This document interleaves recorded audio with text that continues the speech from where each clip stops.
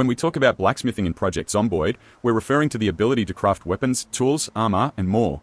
The crafting system has its flaws, so I'll show you how to level up blacksmithing quickly, what materials you need, and where to find them. Follow this guide and you'll be blacksmithing within a week. Most of the tools you'll need are easy to loot. Hammers, tongs, a metalworking chisel, and a metalworking punch. As for materials, they're craftable. You'll need charcoal and plenty of iron and steel pieces, chunks, halves, blocks, quarters, and more. The good news is, it's all simple and cheap to craft. The bad news is, to build a forge station, you'll need materials that can only be crafted with masonry. In other words, before you can start blacksmithing, you'll first need to level up your masonry skill. Let's start simple by building the primitive forge. To craft it, you'll need a bucket of clay cement, 10 stones, and 1 stone anvil. You can craft a bucket of clay cement using a bucket of water, 2 clay, and 1 bag of sand. The 10 stones are easy to forage or gather, but the tricky part is crafting the stone anvil. For this, you'll need a hammer, a masonry chisel, and a large stone. But most importantly, you'll need masonry level 2. At level 0, the only way to gain XP is by crushing limestone if you can find any, or breaking large stones into smaller ones. Breaking stones is the most reliable method to level up. Large stones are easy to find. They look like this. Simply right-click on them and select Remove Large Stone.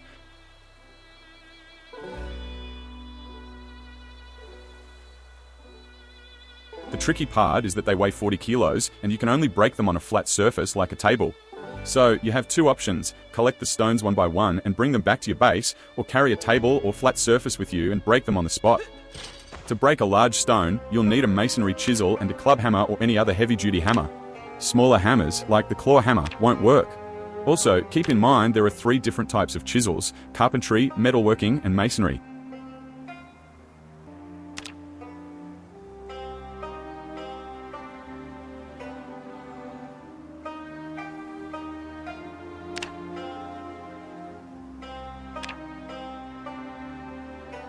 Breaking a large stone will give you 10 stones and a small amount of masonry XP, depending on your traits and skill books. In my latest playthrough, I didn't have any traits or skill books, and it took me almost 20 large stones to reach masonry level 1. It took me about 1.5 in-game days to accomplish this. With masonry level 1, you can now craft stone blocks using stones, a masonry chisel, and a hammer. This time, any hammer will do, and by now, you should have plenty of stones from breaking the large ones. Leveling up from 1 to 2 takes just minutes.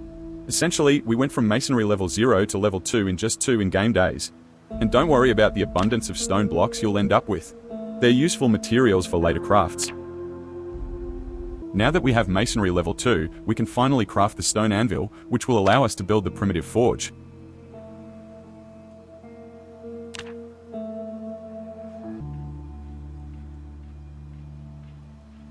We can now officially start blacksmithing.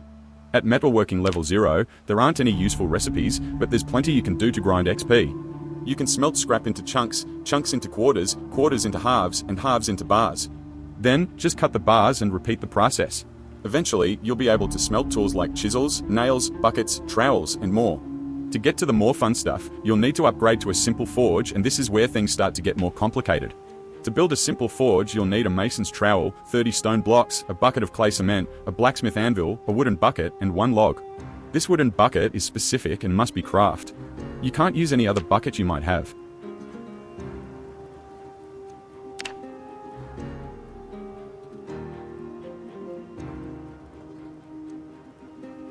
Crafting one is easy. Most of the tools and materials can be looted, and there's plenty of them around.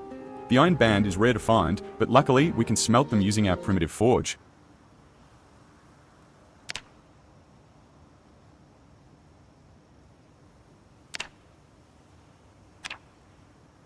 Finally, to craft the wooden bucket, you'll need a flat surface and carpentry level 2.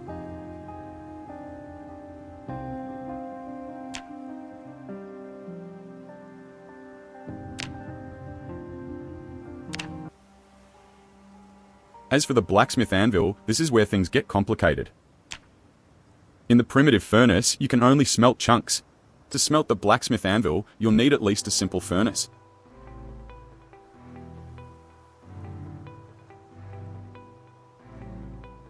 To build one, you'll need a mason's trowel, 40 stone blocks, and a bucket of clay cement. As of the anvil, you'll need tongs, a ceramic blacksmith anvil mold, 10 charcoal, and 16 steel bar halves. If you search for the ceramic Blacksmith Anvil mold in the craft menu, you won't find it.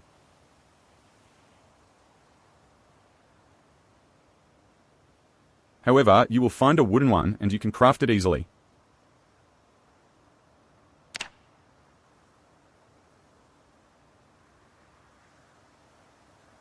But this won't work just yet. You'll need to build a hand-operated press, which requires only essential materials. On the press, you can craft a clay mold from the wooden mold. However, this still isn't enough, as you'll need a ceramic mold. This mold is classified as unfired, which means you'll need to build a kiln to turn the clay into ceramic. Both the primitive and advanced kilns require a mason's trowel and 20 clay, so there's no reason why you shouldn't build the advanced kiln right away. With it, using a lighter and charcoal, you can fire the clay mold and turn it into a ceramic mold.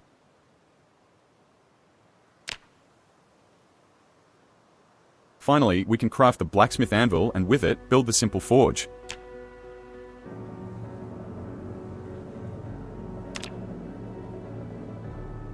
This opens the door to crafting more tools and weapons. However, we'll eventually run out of materials, as there's only so much iron and steel we can loot. To keep going, we'll need to start making our own materials. Using any of the furnaces, we can smelt almost any metal item we find into chunks, which can then be refined in the forges into quarters, halves, or whatever we need. However, to smelt these items, we need a large ceramic crucible, which means it's time to go back to pottery. On the pottery wheel, which you can easily build using planks and nails, we can sculpt the crucible we need. We're looking for the large ceramic crucible, but the wheel lists it simply as crucible. To craft it, you'll need 2 clay and a sack of sand. However, it requires pottery level 1.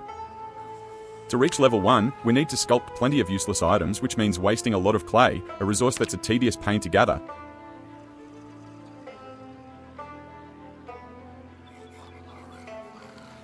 Once we reach level 1, we can sculpt the crucible and then fire it in the kiln to turn the unfired clay crucible into a large ceramic crucible.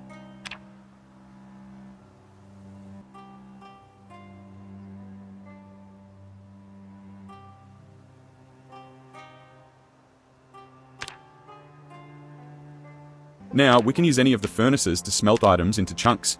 Just be really careful not to accidentally smelt any rare or useful tools.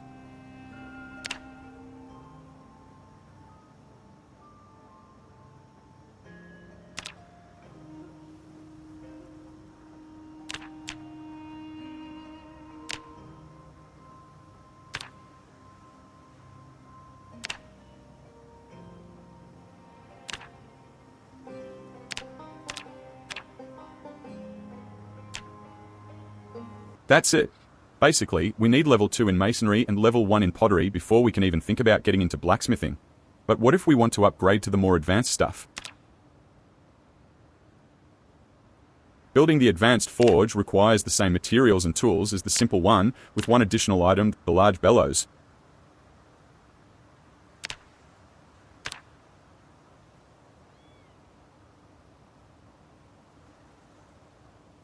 To craft it, along with the essential tools and materials, we'll need medium leather that's both crude and tanned.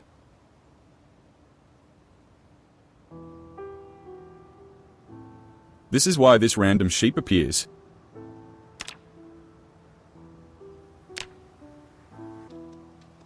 First, we need to build a butcher hook.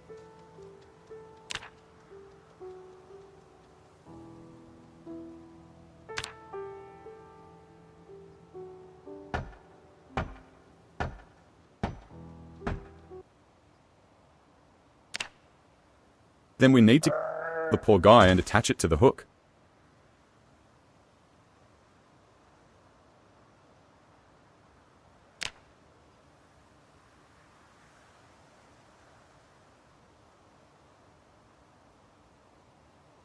Now we can gather leather, blood, the head, and meat from the animal. To do this, we'll need some type of knife and a liquid container to collect the blood.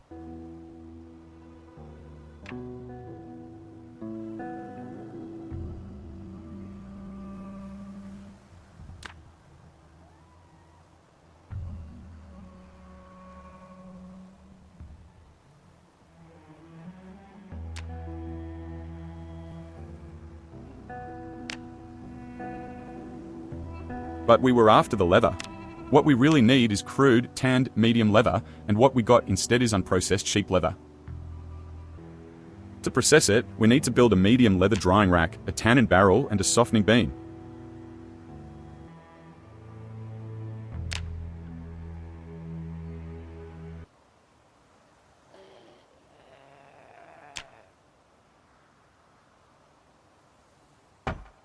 On the softening beam, using the fleshing tool, we first need to remove the flesh and then, with the same station and tool, remove the fur. It's these little things that make the new crafting system quite frustrating. Essentially, you're forced to use every station and tool with different skills, which makes making a blacksmithing video feel like you're talking 90% of the time about masonry, pottery, and animal processing instead. After removing the flesh and fur, we're left with crude medium leather. Now, we just need to tan it.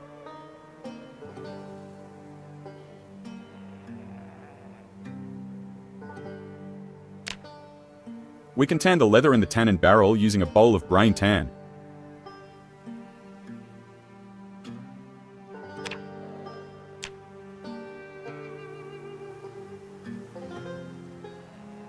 To make brain tan, we need a bowl of water and a small animal brain, which we can get by slicing the sheep's head.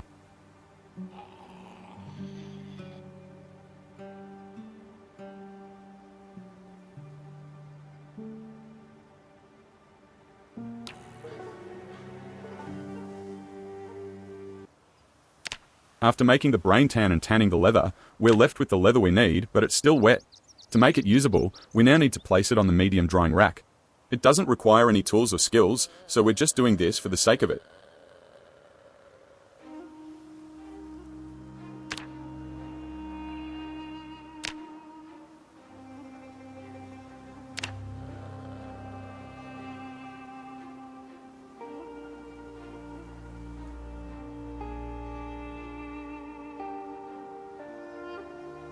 In case you've forgotten why we're going through all this, it's to make the large bellows.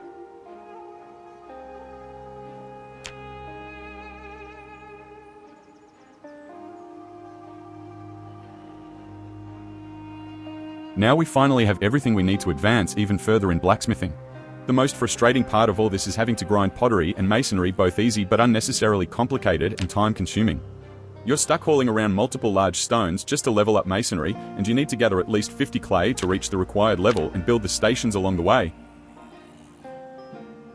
You can find clay on tiles like this, usually located near bodies of water.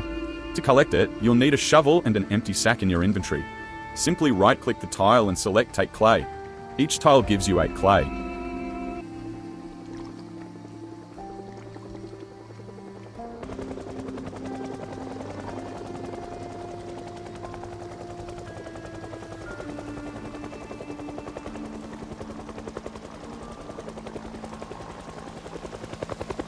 Another method is foraging. Focus on roads and either search with no focus or set your focus to rocks. Each successful find will give you 3 clay.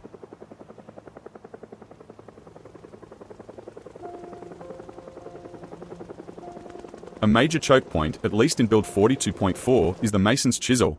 It's very rare and difficult to find.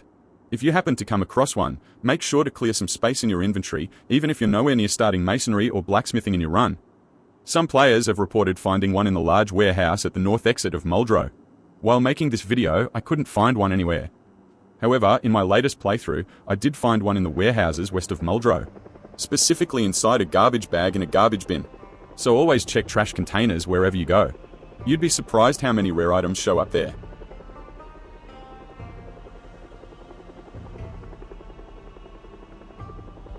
And that's it for this blacksmithing guide in Project Zomboid Build 42.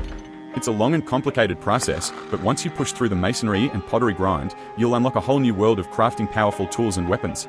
If you found this guide helpful, don't forget to like, subscribe, and drop a comment if you have any questions or tips of your own. Thanks for watching, and I'll see you in the next one.